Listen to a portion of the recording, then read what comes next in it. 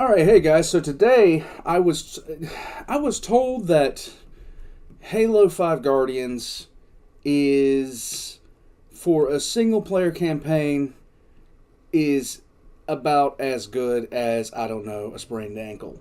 And so, after consulting with my Council of Wizards, of which there is only one, and his name is Archo, I have been advised to stay away from it as if I was trying to push away a crazy person with a barge pole.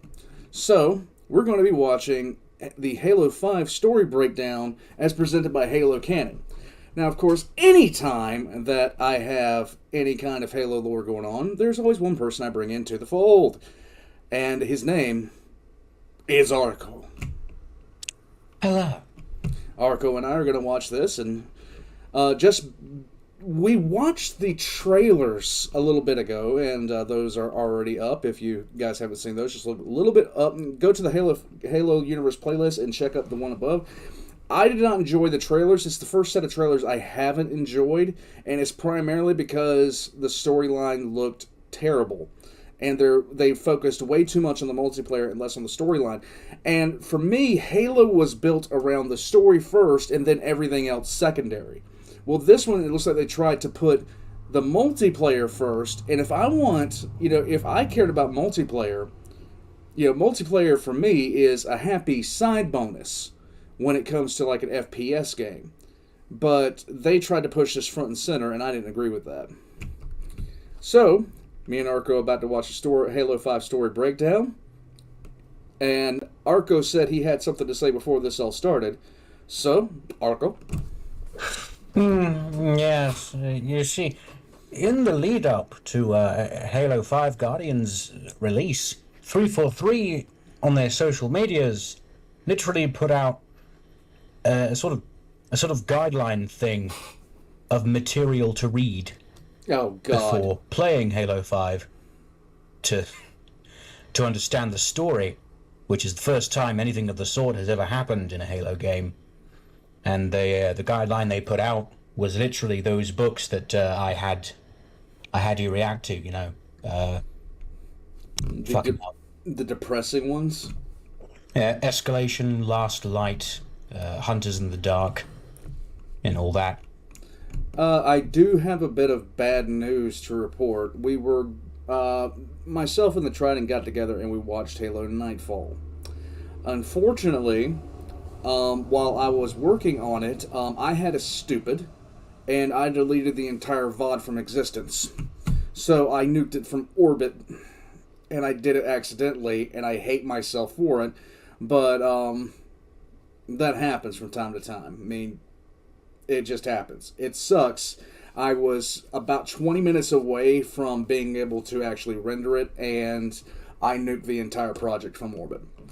But so that will not be coming out because typically if I check something out and something like that happens, I want to give a genuine first impression of what I'm seeing. That's why I really, I think in the entire, out of everything that I've ever checked out, there's only been 2 videos that I've actually seen beforehand that I've watched and put up on the channel.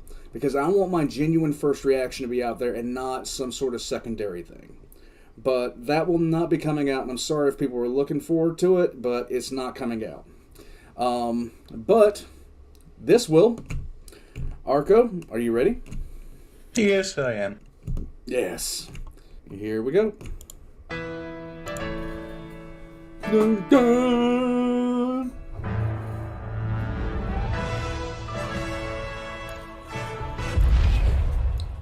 Well, here we are. It's been months since Halo 5 came out, and I know you've all been waiting to hear my in-depth thoughts on Halo 5's story and lore. However, before we go any further, we need to do a bit of an upgrade. Much better. I liked his old suit of armor better. I honestly did. It is improved. Yeah, the graphically it looks better, but I like the old armor better. I don't know why. I think you'll all agree.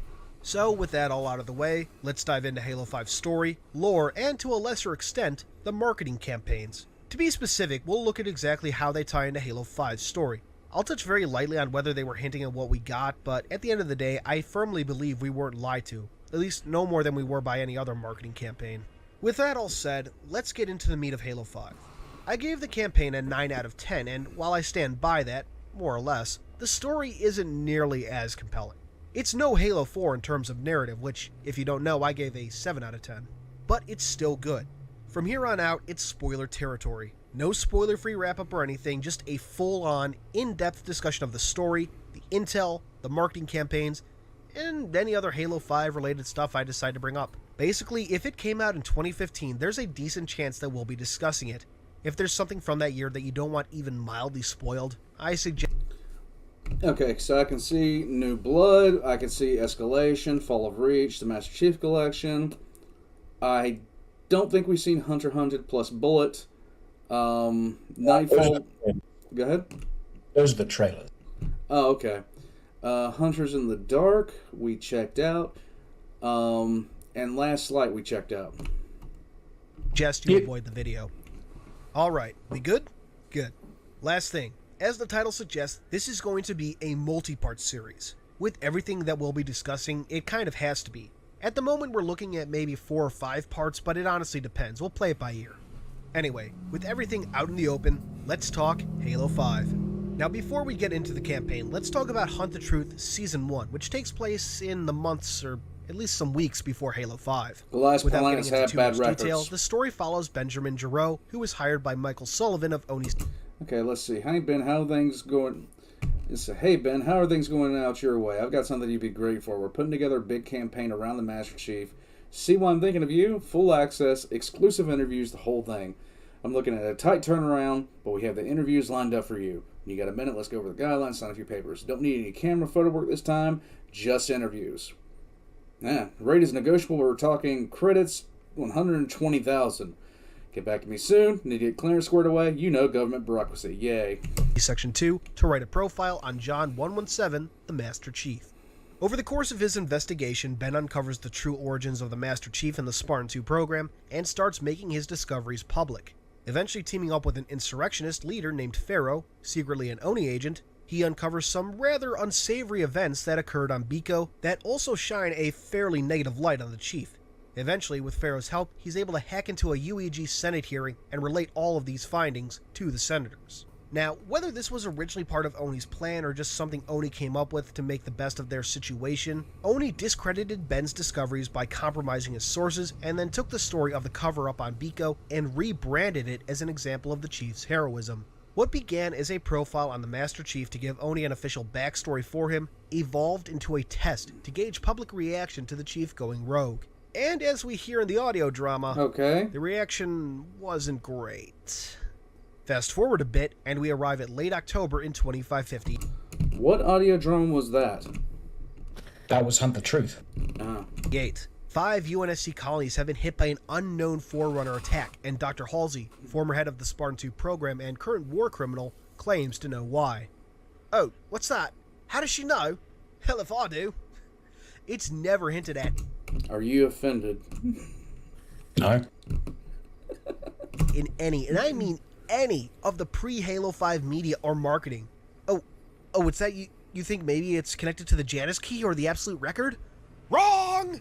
Yeah, Halo Escalation covered those topics, but like some other events in that series, they may as well have never happened. But, in all seriousness, while the comics were a major letdown in terms of resolving Spartan Ops' story and ending in Halo 5's, there's a reason for Halsey knowing the source of these attacks. That source is Kamchatka, the planet that serves as the setting for the opening level in Halo 5. In the week... They actually named a planet after that battleship from the Russian fleet that got destroyed. I think they named it after the region in Russia called Kamchatka. The Kamchatka was that one... If you remember the Baltic Fleet, the Kamchatka was the supply vessel that when the admiral came to, he asked if the Kamchatka got sunk, and when the Japanese admiral told him that it had, he laid back down on the cot and was like, "Thank God." It's also of a region. Yeah, I know. To the game's start, Kamchatka's communication hub came alive, attracting the attention of the UNSC and Jul's Covenant. Jul and company went down there, and Halsey discovered hints at the coming Guardian Awakening and the reason behind it. Kamchatka also saw the Prometheans suddenly turn on Jul, further weakening his covenant and calling into question his title as the Didact's Hand. Seems your fingers are an open rebellion, Han. Enough! So now the UNSC has decided to try and recover Dr. Halsey, sending the recently formed fireteam Osiris to get her. And there is a lot to say about Osiris. For me personally, I enjoyed the various personalities and backstories, especially Vale and the return of fan favorite, Buck. Vale has some major moments later in the game that have endeared her to fans, such as myself, and Buck is played by Nathan Fillion. What? That's pretty much it. What else is there to say? Tanaka and Locke, on the other hand, didn't grow on me quite as much, but both are fairly well-rounded characters in my opinion. Tanaka really comes out during later levels that expound on her character history and shows why she was selected to be part of Osiris. Okay. Locke, as we know from Nightfall, is an asset recovery specialist. While he came off as somewhat abrasive in the marketing material, he has... Abrasive is one word to use for it. Like, that's a word, yes. Abrasive is a word. shown to be quite the Boy Scout at times. He's respectful when he needs to be, but as the marketing has shown, he can be stern when the situation calls for it. Overall, I think Osiris were fairly well-rounded characters that, while lacking in any real development, felt like real people. And on the subject... I really don't like the armor at the end at the one to the full right because it looks like elite armor. That's kind of the point, because Olympia Vale, you remember the character from Hunters in the Dark? Yeah. The woman who could speak Sangheili? Yeah. That's her. Oh, okay. of development, let's talk about that. People have lambasted 343 for the lack of character development in this game. While we will talk about Blue Team later, now's a perfect time to talk about Osiris.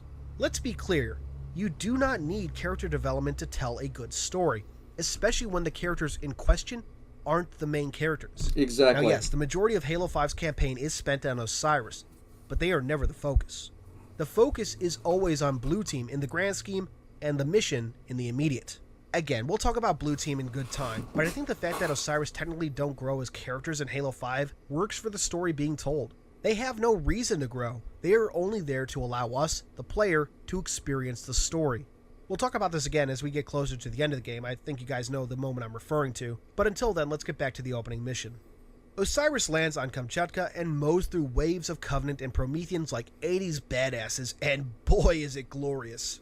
As you fight your way through the level, dialogue and mission intel helps explain what's going on and why. We also get a bit of backstory on Vale and the new Promethean look. The thing with Halo 5 is to take your time. If you don't bull rush through the levels, you are rewarded with small details that explain things you might not otherwise know. Anyway, after fighting their way through Covenant and Promethean forces, the Spartans take out Jul Mdama and recover Dr. Halsey. So that's level 1. Jul Mdama is dead. Yep. Okay. So, let's talk about Jul. He was a major figure in Spartan Ops, and a fairly important character in Halo the Thursday War and Halo Escalation. Many fans had grown attached to him and were fairly disappointed at his death, to put it lightly. Extremely lightly. And I won't deny that initially, I was very much in agreement with what seems to be the majority opinion. However, after thinking about it for a while, I'm not so sure how I feel anymore. I mean, looking at all the media Jul is actually featured in, he's a fairly flat and boring character. I feel sorry that he lost his wife because of Oni's mission to manufacture a Sangheili civil war and whatnot, but beyond that, I don't really feel much for him. He wanted revenge against humanity, and that's it. It wasn't very interesting, and his lack of involvement in Halo 4's main campaign really didn't help. So, Right. How do I feel at the end of the day? I don't disagree that more could have been done with Jul, be it his death or his character in general, but I'm not so sure it was as bad a call as I once thought. And one last thing I have to address. I've seen people suggest that 343 should have made him a boss battle if nothing else, but I'm sorry, I just can't agree with that. Jul canonically was not much of a warrior. So they killed him during a cutscene, or did you get a chance to fight Jul Mdama? No, they killed him in a cutscene. That's fucking stupid! Brian Reed. Say as much in the level. And That's just stupid! That is stupid! You killed the Prophet in-game! And the Prophet, you just jumped on him and punched him in a chair! That's a good point. boss battle likely would have been boring and underwhelming, or, for lack of a better phrase, not very Halo. Well, actually.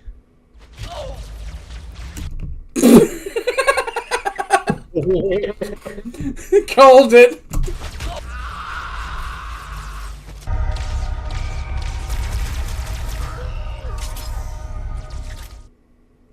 Maybe it would have been more Halo than I'm willing to admit.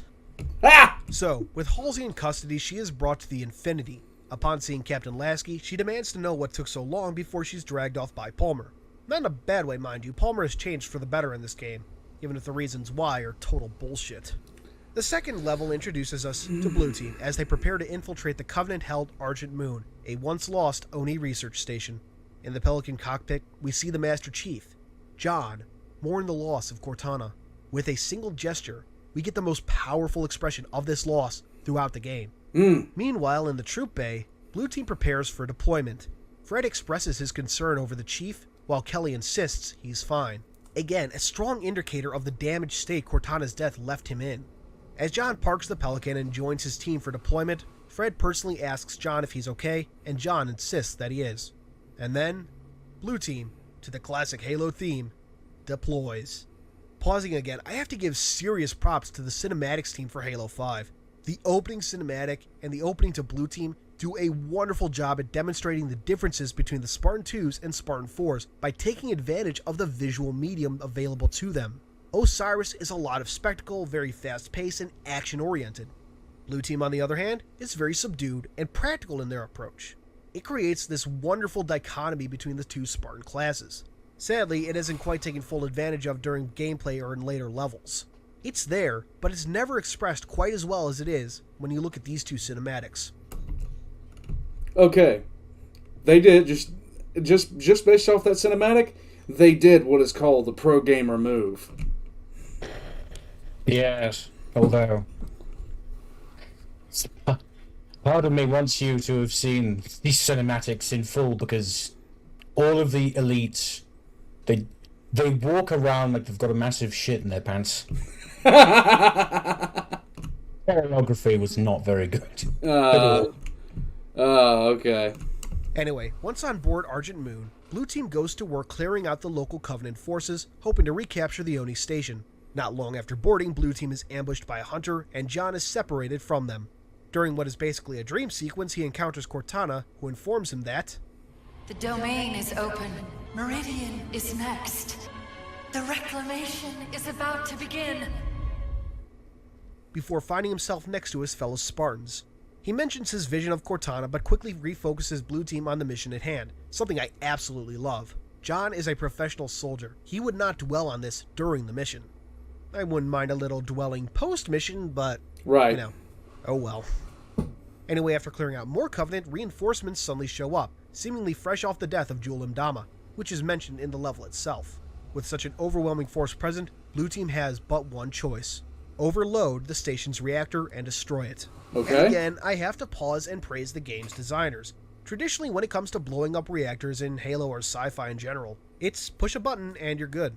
In the case of the UNSC, they seem to have some contingencies in place so a disgruntled employee with access can't just blow up the whole station.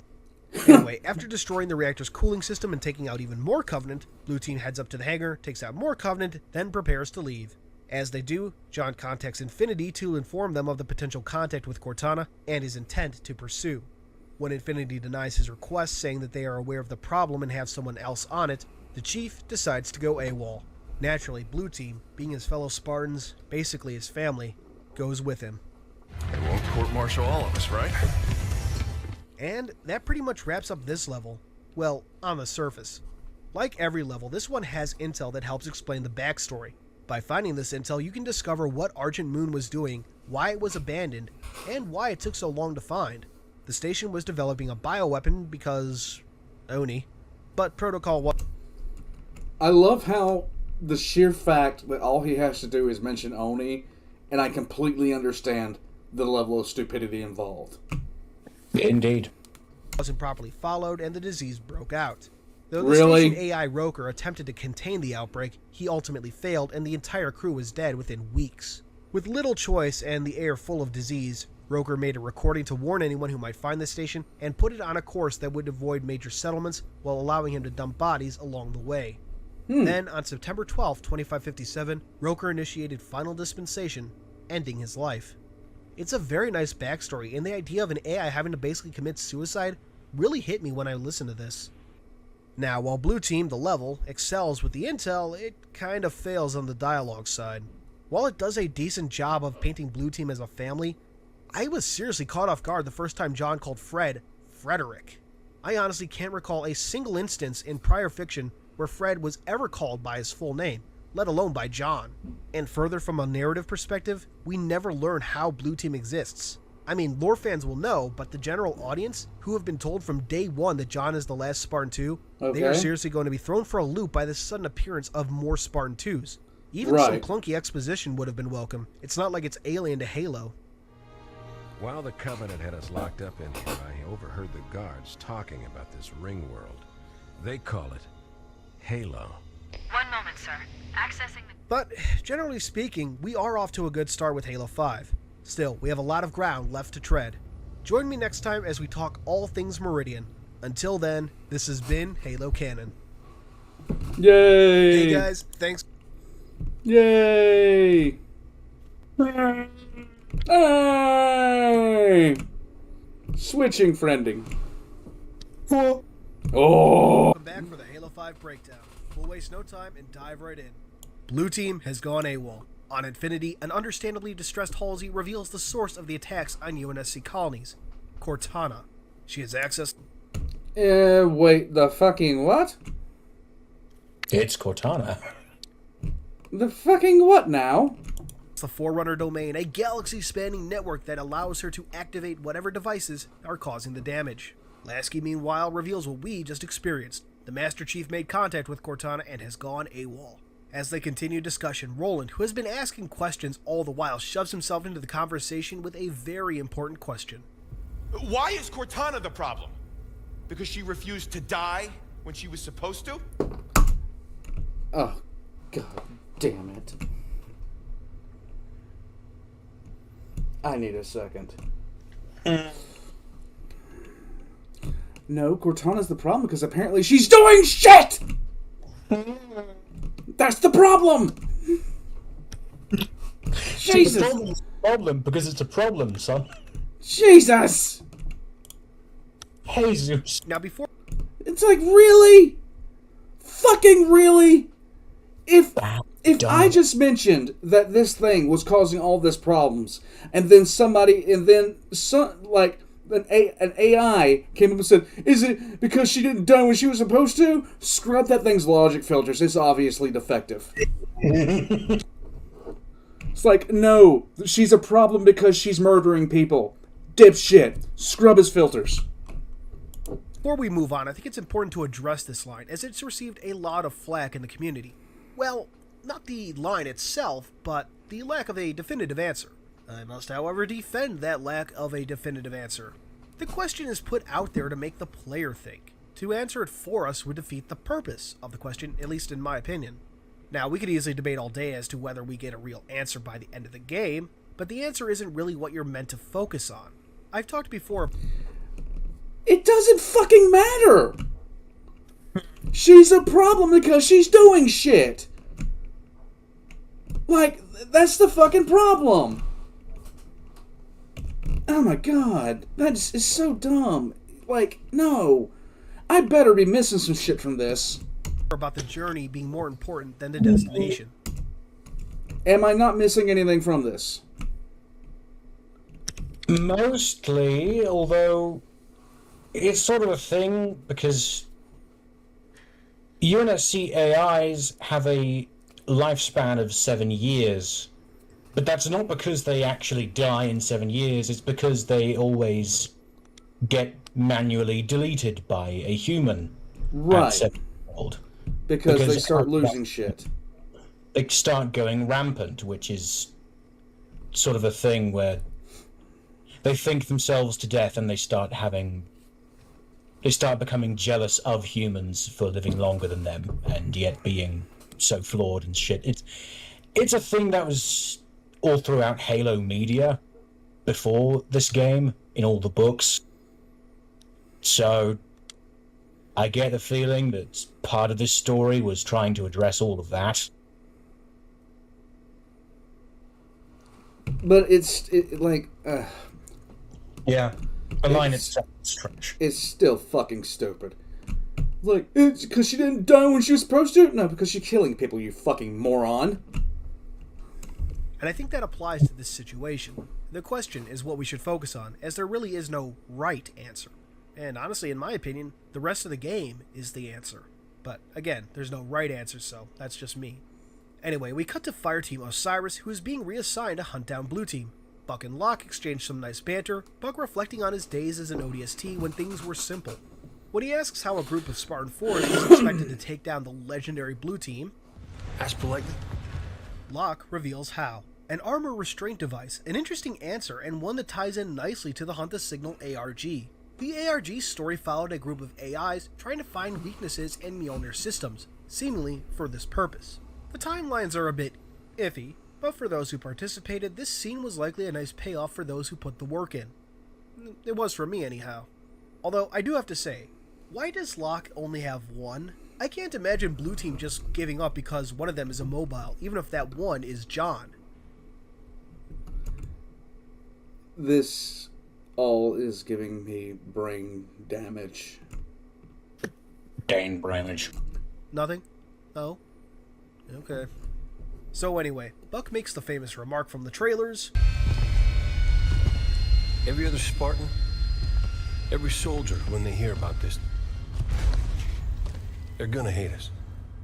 To which Locke responds, You're not the only one here because of him.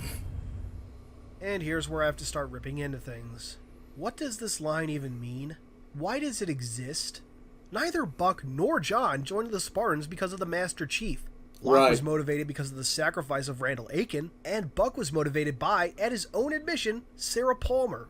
I'm oversimplifying things here, but you get the gist. The Master Chief had no direct and little, if any, indirect effect on Buck and Locke's decision to join the Spartan branch. Interesting, though, is that this line would make a lot more sense if Buck roles had been filled by Gabriel Thorne, one of the original members of Osiris during Halo 5's development early on. Thorne was indeed motivated by the heroism of the Master Chief, and the bonus materials from Halo 4's limited edition make this very clear, if it wasn't clear enough in Spartan Ops. Games are often rewritten a lot during development, and parts of old scripts can find their way into the final product, for one reason or another. I can only imagine this line, possibly even this whole exchange, as being one of those instances. Moving forward, Osiris deploys to Meridian, a once-glassed UNSC colony that is slowly being mined by a company called Liang Dortmund. In these levels, Spartan Tanaka really gets to shine as a character. Through her, we get bits of history on Meridian and Tanaka, along with an idea of the post-war climate between the UEG and her colonies. And as demonstrated in Hunt the Truth, it ain't good. On the way to the moon's surface, Osiris notices that Promethean forces are already present and engaging local defenses. They also have their first encounter with the AI known as Governor Sloan. Upon reaching the surface, they clear out the base and make their way towards Meridian Station. Along the way, they are again contacted by Sloan. As Osiris helps clear out Promethean forces and saving the colonists, Sloan starts to warm up, eventually agreeing to cooperate. Once inside Meridian Station, Locke informs Sloan of their hunt for another Spartan fire team. Though Sloan professes no knowledge of the other Spartans, he allows Osiris to take a look around and see if they find anything. By talking to the people, Osiris discovers that a UNSC ship was recently spotted near Apogee Station, a station that also saw recent Promethean activity. Once they talk it over with Sloan, he offers them a pelican to make the trip to Apogee, and Osiris departs. Now before we move on, let's talk about the level Meridian Station. It's the first of 3 stop and look levels, for lack of a better phrase, one of many points of controversy in Halo 5. Now admittedly, when I first played through, I was confused and to a degree actually pissed that such a thing would ever exist in a Halo game. Why would you ever want to cut the action, full stop, in a goddamn shooter? However, later sections and subsequent playthroughs really changed my mind. We'll talk a little bit more on why when we get to San Helios, but overall, I came to love these sections. Looking around, discovering little bits of hidden dialogue and little Easter eggs, hints at events yet to come. One of my favorite sections in Meridian is seeing a scientist looking over the remains of a Promethean knight. Now, I'm kind of curious as to how they got those remains, since normally when a knight is, for lack of a better word, killed, they disintegrate completely, but it's cool regardless. I will say, however, that Meridian Station is probably the least interesting of these stop and look sections. The stuff that's here is nice, but it pales in comparison to later sections and really does bring the story to a halt, albeit briefly. Anyway, once at Apogee Station, Osiris goes to work clearing out the local Promethean forces and investigating the UNSC Prowler that Blue Team originally stole from Argent Moon. Okay. From there, Osiris traces Blue Team into the nearby mine, much to Sloane's apprehension. Interestingly, as Osiris enters, Buck notes that there doesn't seem to be any sign of Blue Team having to engage Prometheans, implying that the Prometheans never attacked them. Of course, we have a pretty good idea as to why. Once inside the mine, it isn't long before the team encounters a large Forerunner site, and Tanaka has a revelation. Not only did Blue Team not have to deal with the Prometheans, they didn't have to deal with Governor Sloane. As the Spartans enter the site, they encounter the boss that refuses to die, the Warden Eternal. The Warden reveals that the site is called a Guardian Sanctuary and that he stands in service to Cortana, and that, while Blue Team was allowed to pass, Osiris would not be so lucky. Where is this guy from? Before this game, nowhere.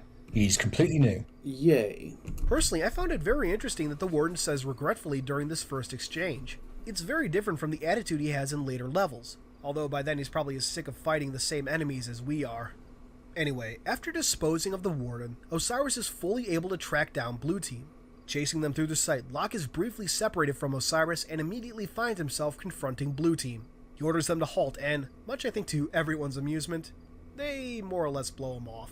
As Osiris shows up and Chief is about to leave, Locke orders him to stand down, noting that Cortana is Osiris's responsibility. The Chief, of course, disagrees. Now, a lot has been said about this fight, good and bad, and I have to say both sides have valid points. Personally, I think it's pretty good. The way the Chief snatches the gun from Locke, the music, the lighting, all perfect. Of course, as the fight goes on, it kinda goes downhill. The very end is, as many have said, almost like two drunks fighting rather than two Spartans. I don't know that I'd go that far, but I can't outright say that such criticisms are wrong. For me personally, the problem... So, let me get this right. The legendary John 117 is in a fight where he's standing pretty much toe-to-toe with a guy who became a Spartan 2 summers ago. To be fair, Locke was one of Oni's best assassins, and he was the guy that they were considering to hire to go after the Arbiter. Okay. You know, back when the Arbiter was the supreme commander of the Covenant and was handing humanity its arse. Okay. The problem starts with Osiris. They are present and yet do nothing. And don't say they couldn't get to him, as not only are the Spartans in multiplayer able to close much greater distances, but Osiris shows off some pretty spectacular moves when they have to escape, and throughout the game in general. The fact that they never intervene is nonsensical, to put it lightly. Very lightly.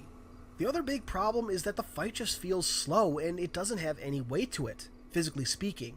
I mean, we're talking about Spartans here, and yet the fight looks like it's between two normal dudes. The moves are slow, the hits have no weight behind them, most of the time anyway. I still enjoy watching the fight. Yeah, I don't think I'd enjoy watching that fight. You're talking to super soldiers, and he is exactly right. There is nothing behind these punches. Yes. It's like two drunk hobos fighting over a Kit Kat. It's dumb. But I think it could have been so much more. And once again, I have to disagree with the idea of making the Chief fight in-game, an idea I've seen thrown around a few times. Unless we're talking about a series of what would basically be quick-time events, I can't imagine it being a very interesting fight, especially since you, as the player, would have to lose for the sake of the plot. It could possibly be interesting the first time around, but any subsequent playthrough would be tedious at best. So, after incapacitating Locke, the Chief escapes into the Guardian. Osiris finally moves forward, releasing Locke, but finds the way they came in is now gone. Luckily, it seems that escaping via Blue Team's entrance is still an option. Once on the surface, Osiris makes for the space elevator for their Pelican. They briefly consider calling it in, but with all the Phaetons in the air, it's a bit too risky. As the Spartans fight their way through more Prometheans, they realize that Sloane had to know about the Guardian and Cortana. When they confront him, he admits that she gave him a warning and then departs himself. Osiris, once on the elevator, clears out wave after wave of Prometheans. As they near the top, one of the most haunting moments in the game occurs. A call comes through on the radio, a woman who had just made it to Meridian Station, only to find it abandoned. Huh. Hello? Can anyone hear me? I'm at Meridian Station. Everyone's dead. Governor Sloan isn't here. Please. Is there anyone left here but me? Even now, after so many playthroughs, after hearing it so many times, it still gets to me.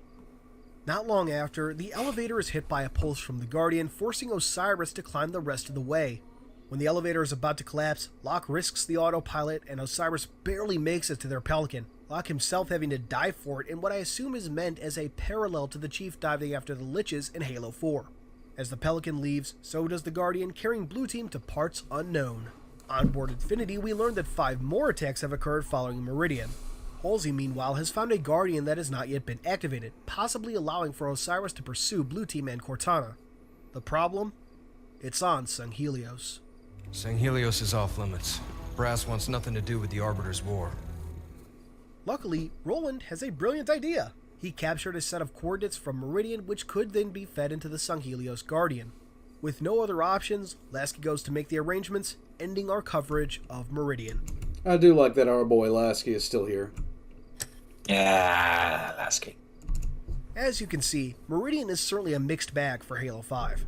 On the bright side, it contains some great dialogue, notably from Buck and Tanaka. Tanaka, of course, demonstrates her knowledge of post-war UEG colony relations, while revealing bits of her backstory and exactly what Liang Dortmund hopes to gain from the operation on Meridian. Buck's dialogue, meanwhile, contains tons of Easter eggs for lore fans. Brief mentions of Veronica, comparing the loss of Meridian to the loss of New Alexandria. He's also great comic relief. On the intel side, there is a ton. One set of intel found throughout the levels is a brief history of Meridian herself, from the founding to the fall. It seems the moon has always been a hotbed for insurrectionist or similar activity. Also scattered about are hints not only at the Guardian that rests just below for much of this section, but also indications of how a private company like Liang Dortmund is able to procure a tank, indications of Mjolnir innovations making their way to the private sector. Equipping a team to rehabilitate a glass planet means accounting for its extreme conditions. Uniforms have to deal with extreme cold surface temps, as well as the heat generated by drills. Liang Dortmund set us up with some UNSC-developed tech, gel layer they call it. Goes on under your clothes and keeps temperatures steady. This stuff is magic. And the horrors and beauty left in the wake of a glass colony. My favorite on this subject comes from a former Meridian resident who goes from seeing the glass as a constant reminder of what was lost to what Meridian could one day become. I've said it before and I'll say it again, the intel items in Halo 5 are easily the highlight of the game. There was a lot of discussion and even some outcry from fans when we first discovered that terminals as we came to know them since Halo CEA would be absent in Halo 5. But I think the trade-off is more than worth it. Hell, I'd go so far as to say that I kind of prefer intel over the terminals. Kind of. Both have advantages and disadvantages. Okay. But that wraps up Meridian. Next up we'll be talking Genesis, the Domain, and most importantly, Blue Team. And that will include some of the Halo 5 advertising material. Thanks for watching as always, and until next time, this has been Halo Canon. Okay. So that was a thing. Yeah. Oh. He said, like, there's... It's the one thing... I gotta go back to the fight scene. Because it looks so bad. These don't look like two heroes. They look like two kids play fighting. You know, just the knee to the face and then backwards and the arms pedaling some of that. That's not, no. In any case, that is part 1 and part 2 of the Halo 5 story. Me and Archo will be getting together later this week to do part 3 and 4. And then we'll be doing parts 5 and 6 because there are 6 parts. Until then, like and subscribe if you guys haven't already. There's a Discord link down below, as well as links to my Patreon if you'd like to support the channel. I'm going to be putting Halo Canon's links in the description down below as well. All that being said, Archo, Do you got anything? Nope. Well then, bye-bye. Bye-bye. Yes.